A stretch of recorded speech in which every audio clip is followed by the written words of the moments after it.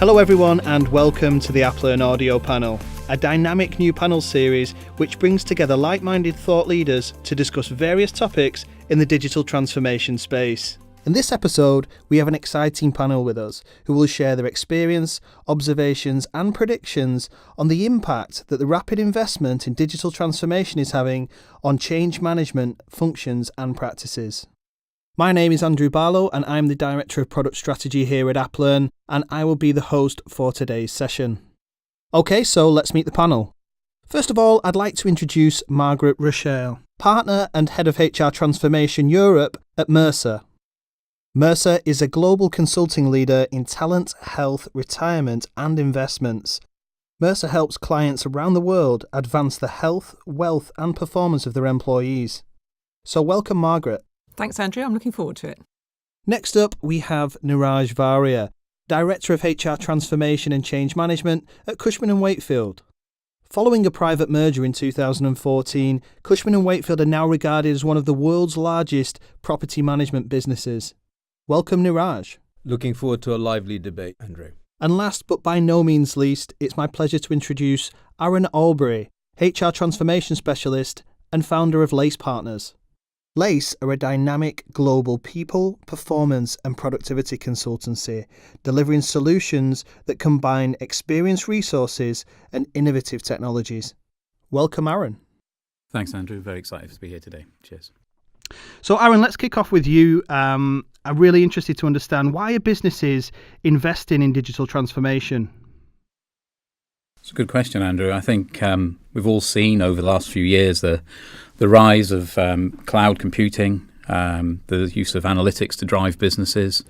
This has started to create an ecosystem where organizations in particular are looking to try and edge ahead of the market, ahead of the competition. Digital transformation allows them to connect processes that were historically disconnected, to bring information and data right to the heart of their businesses when they're making decisions. And clearly, in a lot of cases, digital transformation is also allowing them to become more efficient and drive cost savings into their businesses as well. And Margaret, what's driving the investment in transformation? Well, I think connecting back to Aaron's point about the increased analytics, we're seeing more organisations really looking for increased analytics from the HR side of things. So I think that's one aspect. Some research which we've undertaken recently, 77% of the chief executives that we interviewed said they were on a digital journey, but actually only 8% said their organisation was digital at the moment. So obviously there is this driving need for the reasons that Aaron outlined. And I think it's also linked to the generational change and more people nowadays really expecting everything to be digital and having everything at their fingertips. So Niraj, what areas of the business are investing in digital transformation? Well, it's all started off with CRM systems in terms of understanding how customers and clients behave and relationships. Then has come the investment in the infrastructure areas such as HR and finance, procurement. Cloud-based technologies are driving disruptive change in our organizations. And within HR, we're really looking at fundamental ways in which we attract, develop, and connect with our talent. Andrew, I think also to add to Niraj's point there, clearly if you look at the marketplace with the rise of organizations like Uber in the market, the Airbnbs of the world, there's clearly a lot of digital disruption where people no longer have to own assets to be able to compete at a global level using that digital approach. And I think we're starting to see people follow that trend in the technology and in the market and look at their own supply chains and understand how they may be able to deconstruct those and produce them in a more digital format. Fantastic. And from Aaron, from your perspective, do you see the same? You see digital transformation extending beyond, internal technologies and services into sort of external facing products as well? Definitely. I think the trend we're seeing across the clients we work with is the two-pronged transformation of their organizations, really. One focused on the internal efficiencies, but the other looking to deconstruct their traditional supply chains and reconstruct them in a digital format. Access to greater communities, better aggregation of suppliers, and just that opening up of their market to new buyers. So, Margaret, what challenges do businesses face when they're embarking on digital transformation programs? I think there are many challenges that they face, and one of the key ones really is the speed with which the digital technology can be delivered is actually much greater than the individual speed of behaviour change. So if you think back to the implementation of on-premise systems, it took forever to get those designed and implemented, and therefore people had time to get used to the idea of a new system. You could do the really detailed change programs, etc. Now technology gets delivered incredibly quickly, and people don't have time to really assimilate that and deliver against the behaviour change that's needed. So I think that's one challenge. And I think the second one really is around culture and leadership. So it needs strong leaders to drive the digital transformation. And quite often they aren't the early adopters of the transformation that you would want them to be. So really putting the focus on leaders to drive the change is going to be key. And I think the final point for me is really around the in-house skill and capability that's required to deliver the change programme and actually implement the technology. And quite often, again, there isn't that in-house knowledge, if you like, of the new technologies that are being delivered. So how do you successfully implement something when actually you really don't understand precisely what it is to be delivered? Connected to that, Margaret, do you feel as though organisations have an appreciation for the impact that these new technologies will have on their businesses? Do they really understand that? I think logically they do. And logically they can see it will speed up processes, it will drive cost efficiencies. But I think it's probably the emotional side of it that they don't realise. And, how you really get people to adopt the change and do things differently, I think is the piece that they underestimate. Andrew, I think if I may add just to Margaret's points there, I think the other couple of items that I see as challenges in this space really are things like the user experience. So to pick up on Margaret's point about the speed of change and behavioural change, too seldom in the past change work has been focused on a one-size-fits-all kind of mentality and approach to the user experience. And I think what we're seeing is digitization in particular is allowing people to have a very personal experience in the way they interact with technology. And therefore, the change is a very personal experience and has to be designed that way. And that is one of the challenges, taking the time to understand your users, to understand your customers and understand how they will experience the new digital technology is quite a large challenge for organisations going through this change. But I guess also, Aaron, connected to that, it must be confusing for the organisations that are procuring these types of technologies because a lot of the marketing messages that we see from some of the major vendors, not only in the HR space, but in other technology spaces, as Niraj mentioned before, CRM and the like, a lot of the marketing messages are around, a user-centric, putting people at the centre of their plans when they were designing these applications, and they're all very intuitive and easy to use.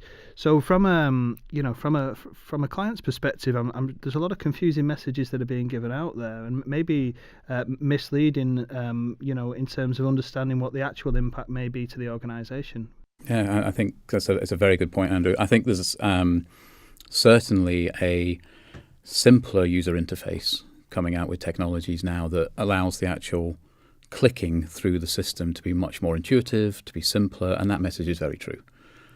However, because of the nature of those technologies, you are typically changing significantly the previous ways people have actually interfaced with the technology, used the technology, and the process that they followed in the business. And it's that change which is still complex. It's that change that's still difficult from a behavioural shift for people. And that's the bit that I think gets underestimated. And may I just add to that? I think Aaron's absolutely right. And I think the other side of that is what we have to remember, particularly with HR systems, is that HR is a support process. So we're asking managers and employees to do more around HR, but actually that's not their core business. So whilst they may be fairly intuitive systems, you're still asking people to do things that they've never had to do before and probably don't want to do because they see that's the role of HR rather than their responsibility. So I think there's that piece as well that needs to be paid attention. Yeah, the famous words, why am I doing HR's job for them? Exactly, yeah. But there is a big cultural thing there, isn't there, as well, that as you mentioned there, Margaret, with regards to organisations that have traditionally done things a specific way. I guess I'm talking about a self-service culture here, where digital technologies are providing an opportunity for organisations to streamline processes by putting more of an onus on the individual to self-serve day-to-day tasks like booking leave and so on. But the cultural challenge of adoption there is still resonates, and it is a challenge for organisations that are embarking on these digital transformation programs. Yes, I absolutely agree with you. And I think things like booking leave, you can see what's in it for you, so people will do that. But some of the more complex ones that you're asking managers to undertake, moving people, moving their teams, adding new members to their team, I think those are the really complex ones that they find difficult to understand why they should be doing it. Of course. And we won't mention asking salespeople to enter information into their CRM. And offering slightly different point of view, in addition to everything Margaret and Aaron have said, and execution and adoption is absolutely critical. But this is also fundamentally not about technology replacing people.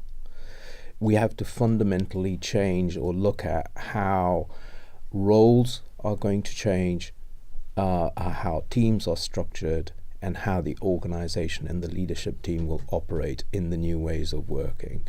And that often stands in the way of success. Okay, so moving on, Niraj, what role does change management have to play in digital transformation? Businesses make huge investments in technology, spend time in recruiting the brightest talent to manage the program. And many are even deploying on time and on budget and may initially realize their efficiencies. Yet, in my experience, a couple of years after deployment, they have to make further investment in what they would describe as an optimization program. And that's often because of poor execution, adoption, shadow roles popping up elsewhere in the organization, and the business case being diluted. So is change management critical? Absolutely. But I think there isn't a simple answer to that question. So do you think, in terms of adopting digital transformation, do you think that the responsibility lies, with the execution of a good change plan and strategy alone? Or do you feel like the responsibility for adoption and adherence extends beyond just change management? I think there's got to be a different approach to the way we've traditionally thought about change management. It's not just about strategy, approach, methodology, and the kind of traditional steps or toolkits that we've adopted. I think you've got to think about it in a really different way. And there are examples out there of people that have done that well, but organizations are finding it difficult. There is this inertia in the organization that is standing in the way, and a program team is not going to solve that. And do you feel, I guess a question here for Margaret, do you feel as though organizations are adequately, specifically with modern digital transformation programs, do you feel like they're adequately budgeting for them? Do they? You mentioned before about organisations understanding the impact that modern day digital transformations may have on the organisation. Are they adequately budgeting for those transformation projects? I think as far as there's two parts to that, but as far as the change management aspects of it are concerned, in my experience is the change management budget is always the first one to get slashed because, it's just change. People just can adopt, can't they? And so there's this lack of understanding about what change management is, and the fact that, as Niraj says, you need to plan for it. You don't need the lengthy strategies perhaps that we had before, but you still need to pay attention to the leadership aspects, how you engage people, how you're going to communicate with people, how you're going to measure the success of the program that you go through it. And that requires dedicated time and effort. So I think they need to budget for that. I think in terms of, the overall budget for this kind of transformation, the other, back to my earlier point, is HR is still a support service, so it doesn't get the budget and the focus, I think, perhaps as much as some of the core functions around sales systems, etc. It's interesting that you say that, and what I'm hearing a lot is, even the CEOs of some of the major vendors and other thought leaders in the space talking about the importance of return on investment and benefit realization in digital transformation. And I guess, Aaron, direct question for you here. Do you feel as though adoption is one of the key metrics really for realizing the benefits of an investment in transformation? And I find, in terms of, Margaret's point around the fact that it's change management is the first budget to get slashed. Surely that's going to be an issue if businesses want to get the true value from their investments in those technologies. I couldn't agree more, Andrew. I think the measurement of adoption is a primary driver in successful digital transformation. It has to be. There's no point investing all the energy and effort if no one uses the system at the end of it. Or if they start to use the system in the next year, they forget how to use it and it's again redundant. So that you might as well just take the money and pour it down the drain. So adoption and how people adopt it is very much a key metric. I think the challenge at the moment is it's still quite a new area. The fact that you can now digitally measure where someone is engaging with the system, how they accessed it, the type of engagement they have, how long they're on the system for. These are all relatively new metrics, and I still think there's a lot of work to be done to help people who are running programs like this understand how best to use those metrics, when to use them to reinforce, when to use them to guide what is going on in terms of decision making. To your point about the investment, I agree completely with Margaret's statement there. I think it's a very difficult situation when you're looking at a budget to think about where you're going to cut. I would always recommend reducing scope rather than reducing the change effort as one of the ways to tackle this. Just simply doing the same amount of scope with less change is going to lead you to a position where you don't realise the benefits in the way you hope you're going to. Especially if what Margaret's saying, about the fact that digital transformation projects now, new technologies are going to be implemented faster than ever before, shorter timeframes than some of the old on-premise solutions that we had. They're more feature-rich than they ever have been before. And actually, in terms of the fact that they are feature-rich, they're now behaviourally and culturally having a bigger impact on the organisation than other technologies have previously done.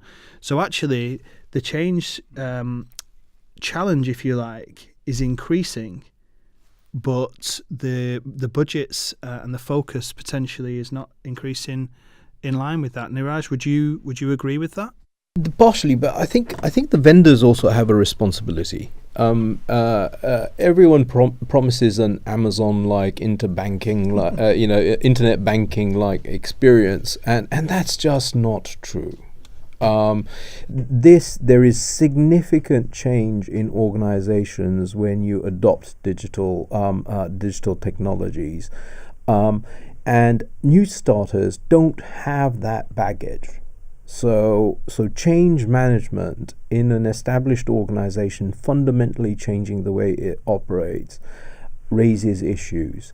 So I think also vendors and suppliers have a responsibility for educating clients, and clients themselves need to be informed about how to handle this kind of change. So, Aaron, touching back on the role that change management has to play in digital transformation, what sort of unique pressures do modern digital transformation projects bring to change management? It's a very good question. I think Margaret mentioned one very early on around the speed of these kind of transformations, and certainly that is one of the pressures that come to change management, is how quickly the technology can be ready and getting people ready. I think also, though, is the fact that with a lot of digital transformation now, whether it's true agile implementations where people are seeing technology and developing it in collaboration with the technology team, or whether it be a form of more prototyping approach, either way, the end users are actually getting to see the system much earlier in the process. And therefore, the messaging around what they're going to see, the expectation management, the engagement of the right people, all needs to happen very much earlier in the process, and therefore a big pressure on from digital transformation is to actually bring the change forward. Messages ready, communication ready, and be ready for that early. So what would the impact be if an organisation didn't execute the change process correctly? I think there's quite a simple one, which is it doesn't drive adoption. And if you don't get adoption, you're not going to deliver against the business case. So that automatically has consequences from a financial perspective as well as an organisational perspective, and usually results in costly implications post go live, where you have to go back into an optimisation programme or whatever, replanning, redesign, and the costs of that. And that puts the department who implemented HR at risk, in terms of their reputation, and ultimately in terms of job security, if you like, for the person in charge. So I think the adoption side is critical to deliver against the business case. Yeah, and we see more and more, the impact of adoption being challenged, through poor change execution. I guess, Aaron, from your perspective, you got any direct experiences of organisations where it, that have implemented digital transformation, it's not gone quite as well as they'd liked? It's an interesting one, Andrew. I think rather than single out a single organisation, what I'd suggest is there's probably been a period of almost like a honeymoon with cloud technology, where the messages we talked about earlier about how easy it is to use, how easy it is to engage with, have been taken on board. It's such a radical change from the on-premise. Again, that has engaged people.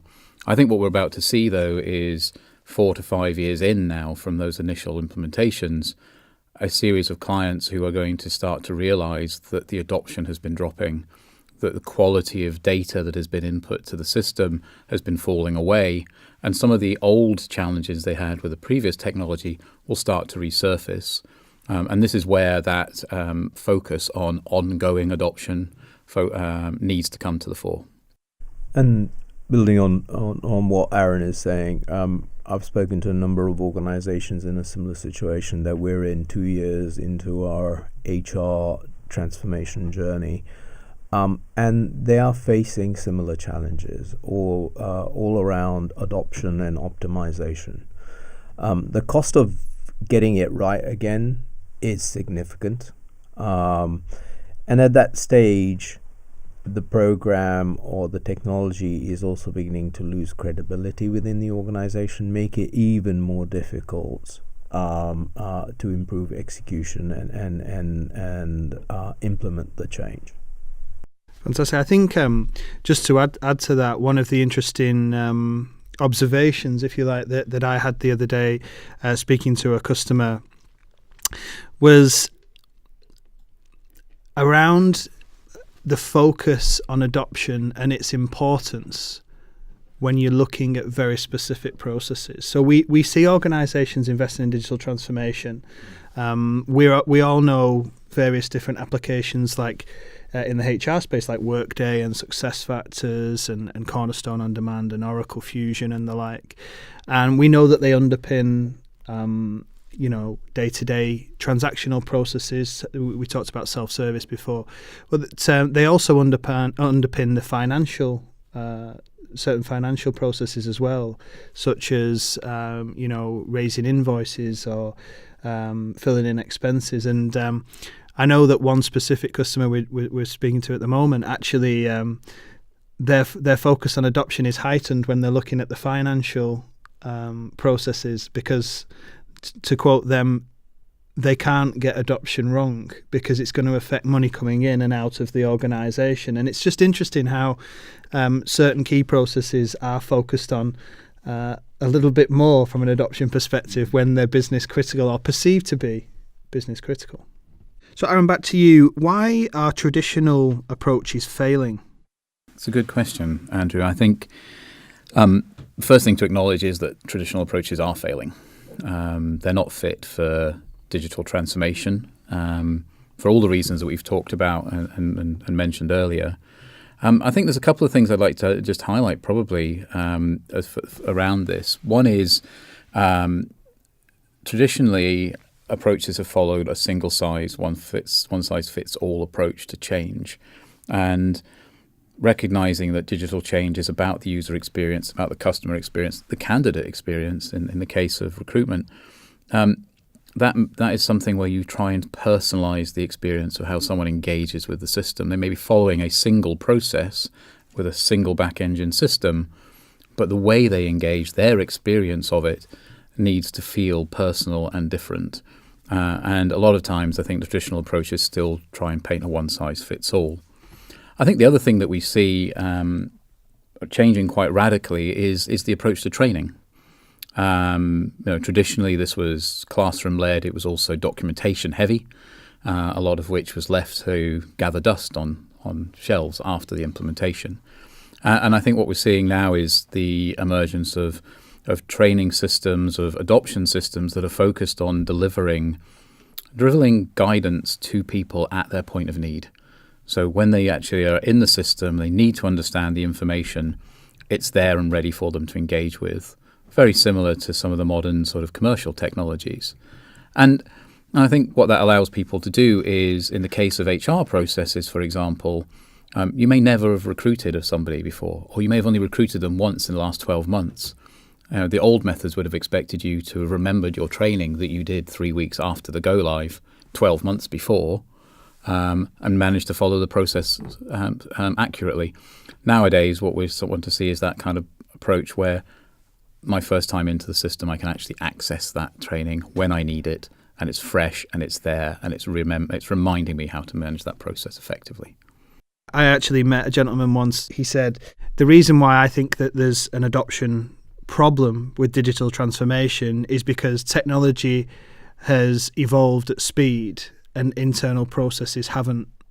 And it was an interesting observation that that the advances in technology are outstripping some of the processes that we have and that we use to implement modern technologies. And I guess that links very much to what you said before about on-premise versus modern cloud deployments, and whether we're still using some of the techniques and processes that we used for on-premise deployments in the cloud space, and whether they've actually managed to make that step and that leap to being able to work. Yeah, and I think one of the other problems of the cloud deployment sometimes is that people assume you can just put the technology in without affecting all of the processes from an end-to-end perspective. And I think what we're seeing is those that are more successful are the people who pay attention to the end-to-end processes that are enabled through the technology and think about the service delivery model that sits around it. So you can't just put in a new system, as you say, without having an impact on the processes, the people, the roles, and the whole delivery model across HR. And people don't pay, in my view, sufficient attention to that as they're going through a transformation as well. Do you think that that's to do with sometimes the messaging, as we said before, that is out there, that adoption almost happens by osmosis because these technologies are so intuitive that people will just get them? Is that causing, a bit of a challenge? I think it's that, and I think it is the sales approach for the new technologies is around, you can just put the system in. You don't need to worry about anything else. It will just happen. But it is like any other system that, you put in, it's going to have an effect on the rest of the organisation, and you do need to pay attention to it. And with cloud-based technologies, with everyone using the same code line, you don't have the same challenges that you did with traditional ERP technologies. Things generally don't fail. So the bits that break are the bits that are sitting on the outside of those technology-enabled processes. And to Margaret's point, focusing on the end-to-end experience and processes is key. The other bit that we haven't mentioned is the pace of change. You don't have an upgrade every 5 years. Your processes are not stable for 5 years. They're never stable. They're constantly changing. So being able to cope with that level of change in the organization is difficult. Yeah, so it's how to sustain regular change, and I guess that as you say, some of that is down to business process change, but also then some of that's down to the actual system change itself. We get frequent upgrades of cloud technologies that happen quite regularly. That can have an impact on the user experience, as Aaron, you've touched on a number of times during the session. But I guess our businesses, do they think about sustainable solutions to managing that problem? We've talked a little bit, Andrew, before about some of the challenges that go with the digital implementation. I think one we didn't touch on as much, and it stands out in my mind now as we talk, is the provision of an ongoing budget for the support of adoption and ongoing change. And I think it really picks up on Niraj's point about that continual upgrade, that continual change. This is not about a transformation one-off cost in your project, in your financials.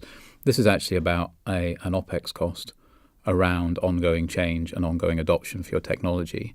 And a lot of organizations are yet to make that leap and make that understanding that in buying into a digital solution, they're buying into a long-term change program as well.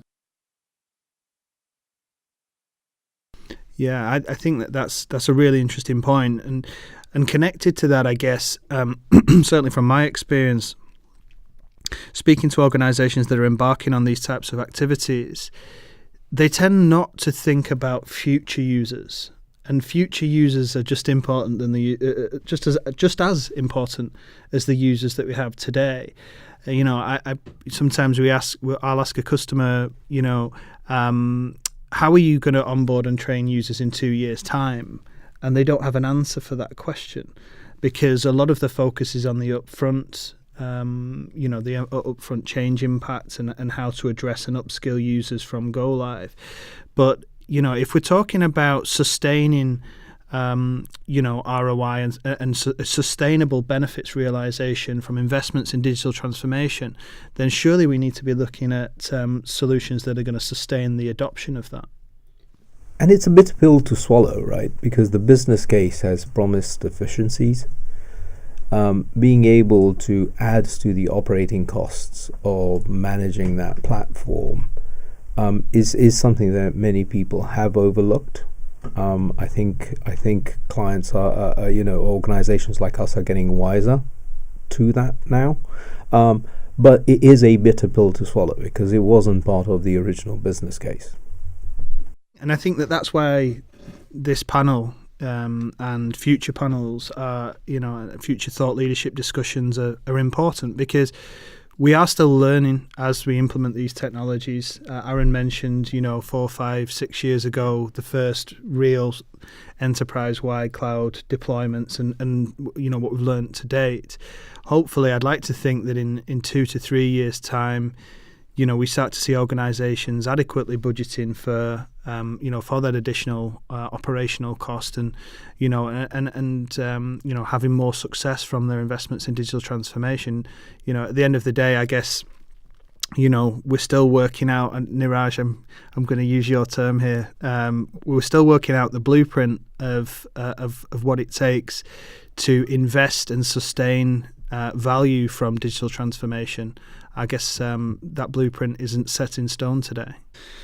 So Niraj, is the pressure to deploy technology quicker causing a problem? Where's that pressure coming from inside an organization? It takes different guises.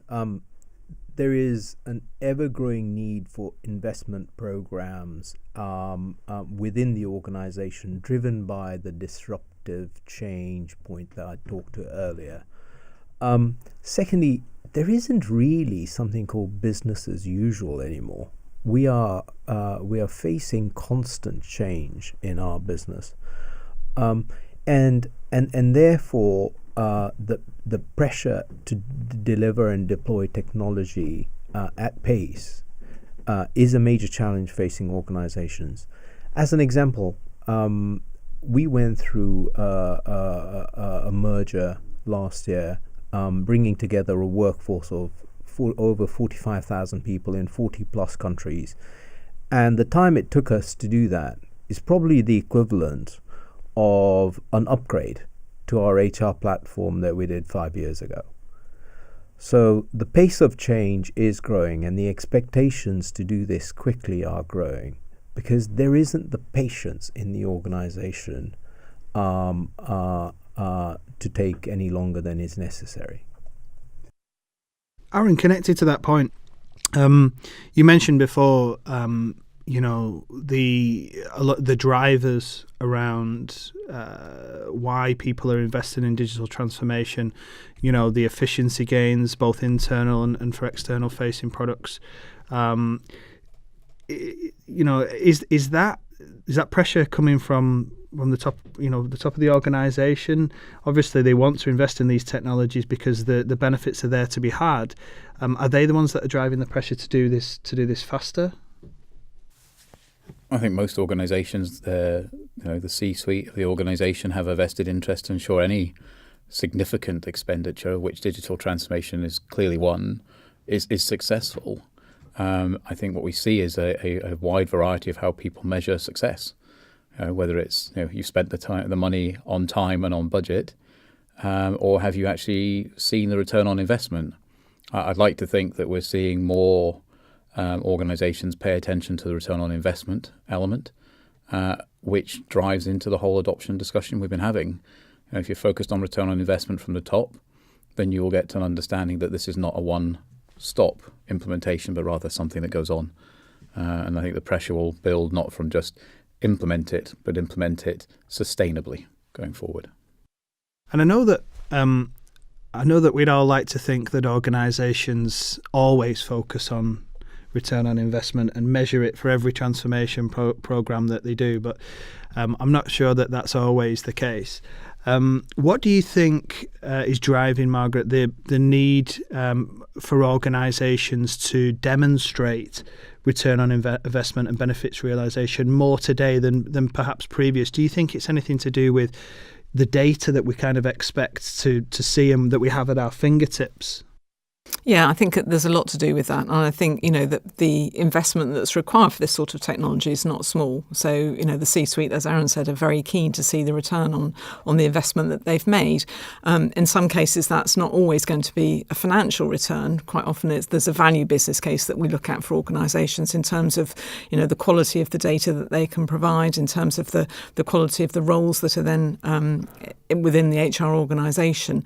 So it's not just about costs in terms of return, but it's also about the value that the system will bring to the organisation. Niraj, a question for yourself. In terms of an organisation when they're setting out their business case early on, they're identifying the potential benefits and gains that they can get from a specific investment. Do you think that at that stage they consider adoption at all? What I mean by that is, Aaron mentioned before that he feels that adoption has a direct impact on return on investment. Do you feel like adoption is considered at the early stage when organisations are originally, creating their business case?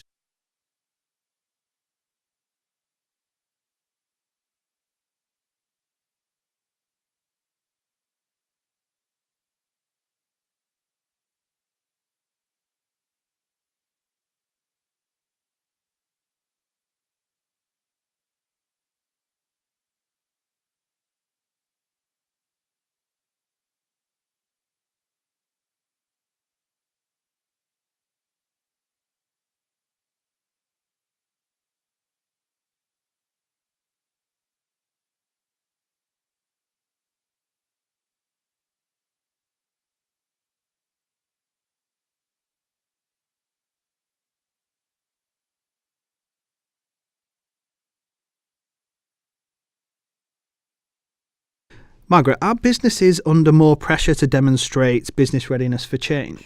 I think there's an inherent assumption with the new technology that people are ready for the change. So the assumption is there that, you don't need to do much about it because they're going to be ready to implement. And I think the idea of readiness, therefore, gets lost in the rush to implement the change. And interesting, some of the research that Mercer's carried out says that 35% of the CEOs that we interviewed don't believe that HR provide a digital experience at all across the organisation. So they drive the need for the readiness for change, and they're making an assumption that actually people are ready for it.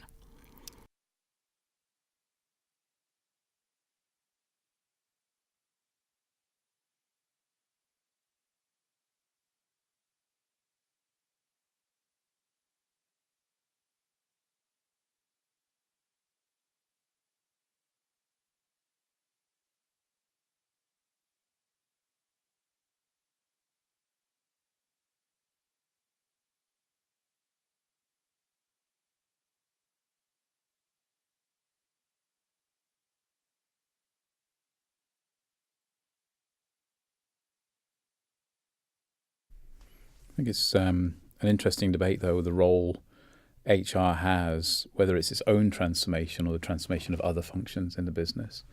I think there's a point coming where HR has gone through some of the first digital transformations. It's learning some of the lessons. It's learning about adoption. I think it's an opportunity for HR to really come to the front and take that experience into things like finance transformation, supply chain transformation, and help the businesses adopt technology better and play that change role internally within organizations.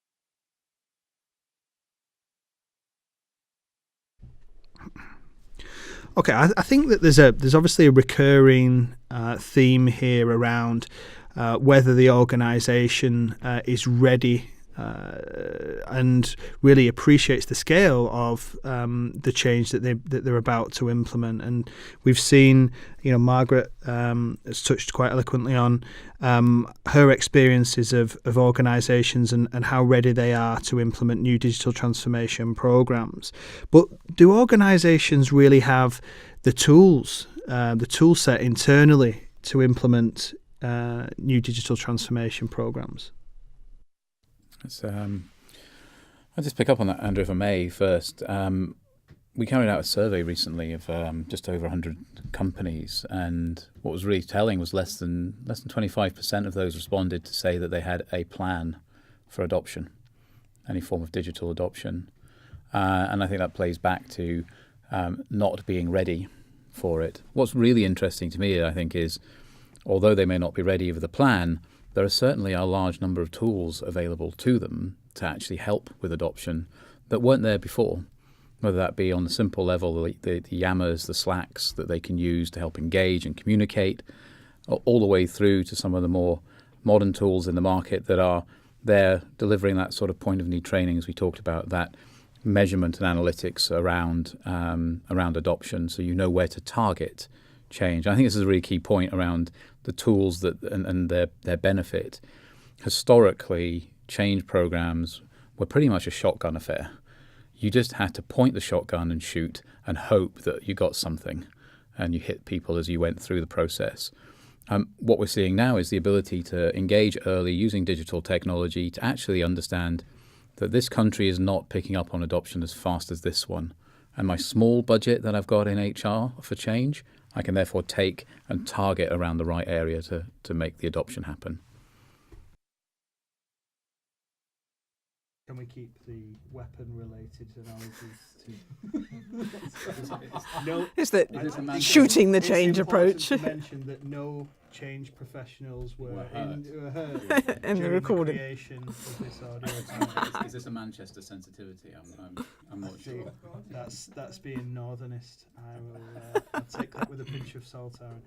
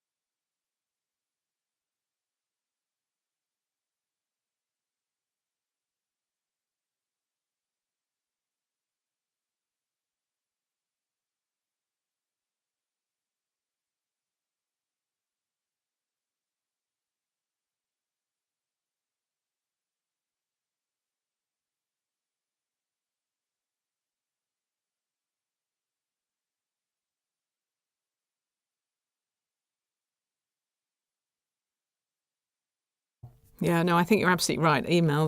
Everybody gets bombarded with emails on a daily basis. You never have time to read them all. You file them, you batch them, you do whatever you can to stay on top of them. But as a means of communicating or engaging people in the change process, they just simply don't work. Organisations need to think of more creative ways of engaging people through podcasts, through videos, whatever it is. But the traditional methods don't work anymore.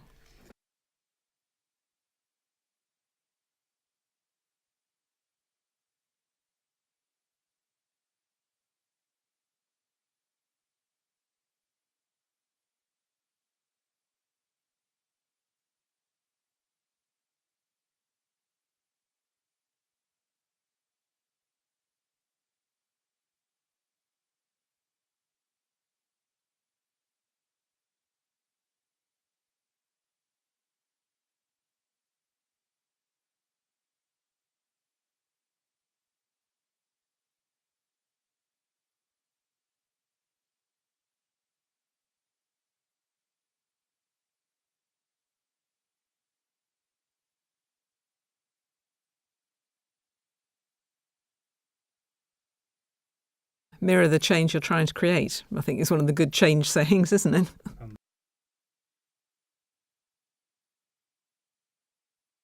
Margaret, thank you very much. I had a sentence, but I can't top that. That's fine. Yeah, exactly. Lady Trump card.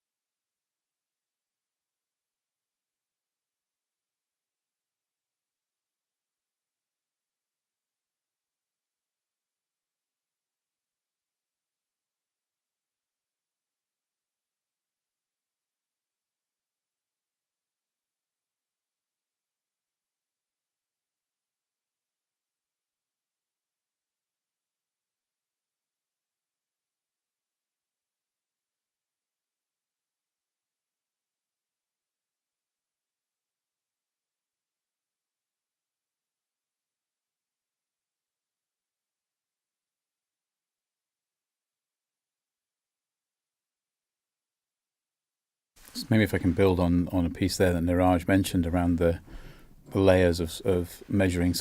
Maybe if I can build on a piece there that Niraj mentioned around the the layers of measuring success going forward, I kind of think of it in my own mind as three things. There's the measurement of, are people getting to the system?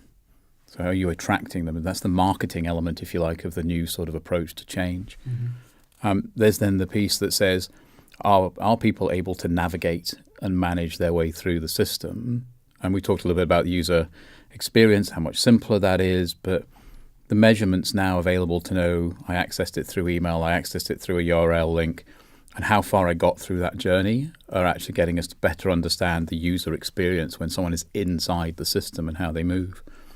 And then I think we're back to a third measure of adoption, which is still one that harks back to the old period as well, which is actually about how good is the data they're entering.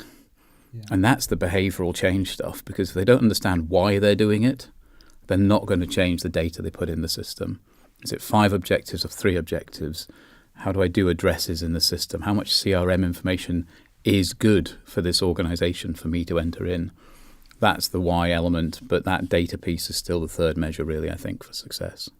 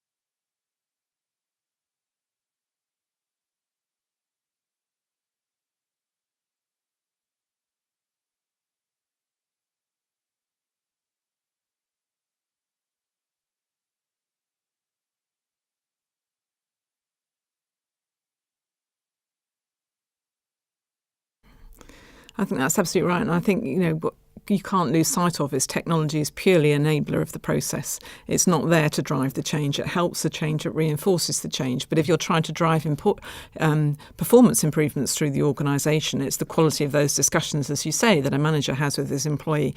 Whether actually then it fills in the system at the end of the day isn't going to change the performance of that employee. It's the nature of the discussions that they have.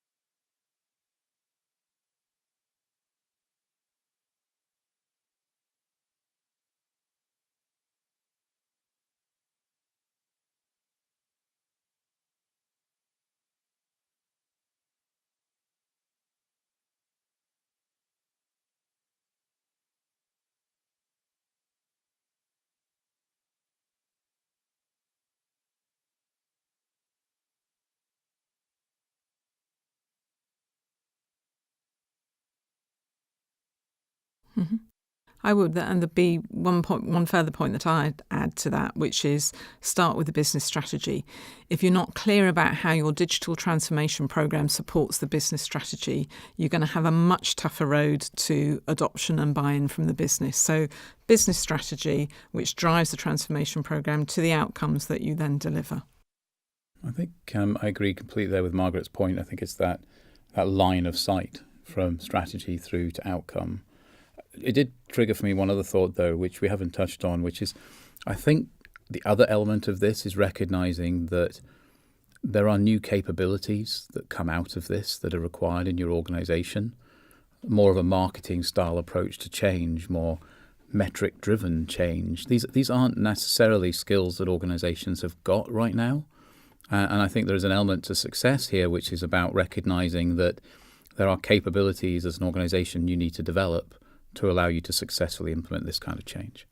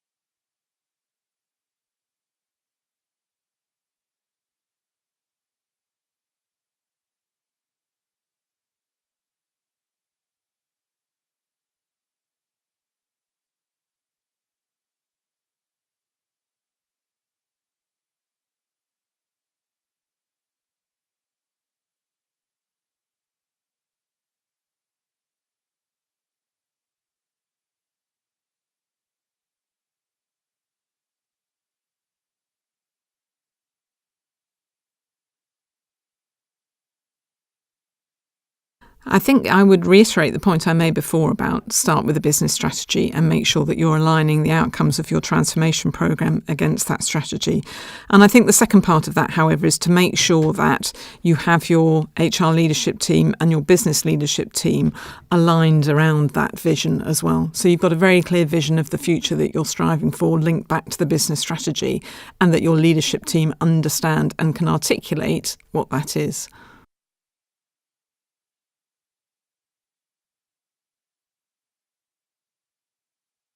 I think I'd start by saying take a step back. Take a step back from the traditional approaches you've used. Rethink them. Put yourself in the shoes of the end user. Understand how they are going to experience what you're building. And then work back from there through your change approach to understand the what's in it for me factor, and to understand how you're going to market that to really engage those end users in a way that means something to them, that will make it stick and change. And then all the things that we've talked about through today, measures, metrics, engaging new technology, marketing, etc., they all come to play. But really, put yourself in the feet of those and in the shoes of those users.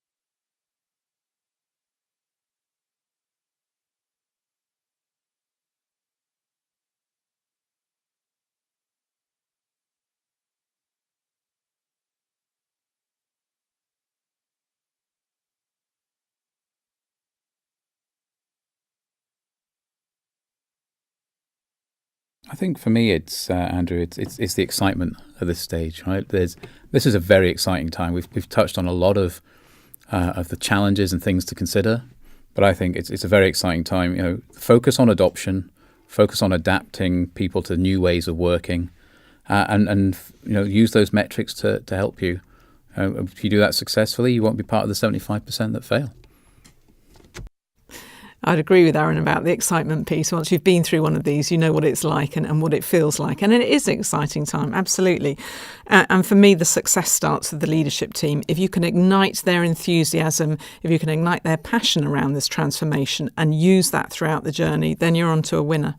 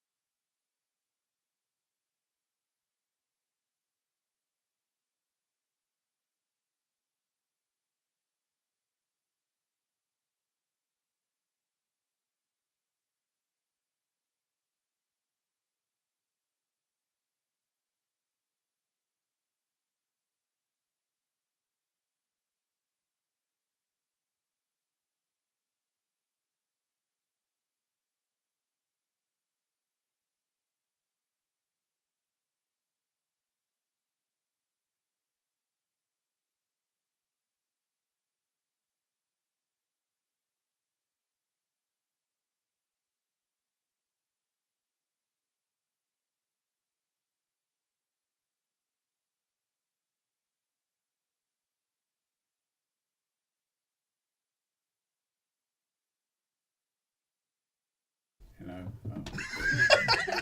where have you all been? I'm only 13.